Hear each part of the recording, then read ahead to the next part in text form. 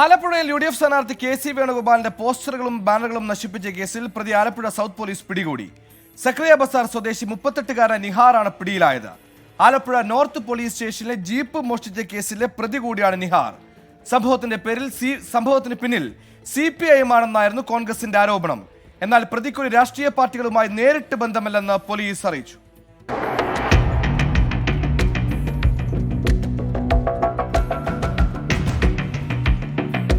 ആലപ്പുഴ നഗരത്തിൽ സക്രിയ ബസാർ, വട്ടപ്പള്ളി, കുന്നുംപുറം, ആലിശ്ശേരി എന്നിവിടങ്ങളിലാണ് KC വേണുഗോപാലിന്റെ കൂറ്റൻ ബാനർ അടക്കം നിരവധി തെരഞ്ഞെടുപ്പ് പ്രചാരണ ബോർഡുകൾ നശിപ്പിക്കപ്പെട്ടത്. കേസെടുത്ത് അന്വേഷണം തുടങ്ങിയ ആലപ്പുഴ സൗത്ത് പോലീസിന് പ്രദേശത്ത് നിന്ന് ലഭിച്ച CCTV ദൃശ്യങ്ങൾ നിർണായകമായി.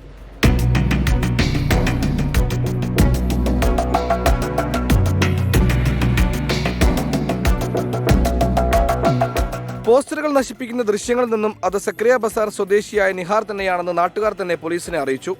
നിരവധി കേസുകളിൽ പ്രതിയായ നിഹാറിനെ ജാമ്യമില്ലാ വകുപ്പ് ചുമത്തി സൗത്ത് പോലീസ് അറസ്റ്റ് ചെയ്തു. ബാനറുകൾ നശിപ്പിച്ചതിന് പിന്നിൽ അമ്പലപ്പുഴ MLA H. സലാം എന്നായിരുന്നു കോൺഗ്രസിന്റെ ആരോപണം. എന്നാൽ ഇയാൾക്ക് നിലവിൽ ഒരു രാഷ്ട്രീയ പാർട്ടിയുമായി അടുപ്പമില്ലെന്ന് പോലീസ് വ്യക്തമാക്കുന്നു.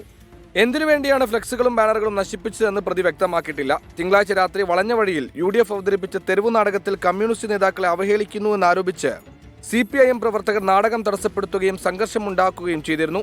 കേസിൽ CPIMന്റെ panchayat president, local committee secretary അടക്കം 10 പേർക്കെതിരെ പോലീസ് കേസുമെടുത്തിരുന്നു. 24 ആലപ്പുഴ.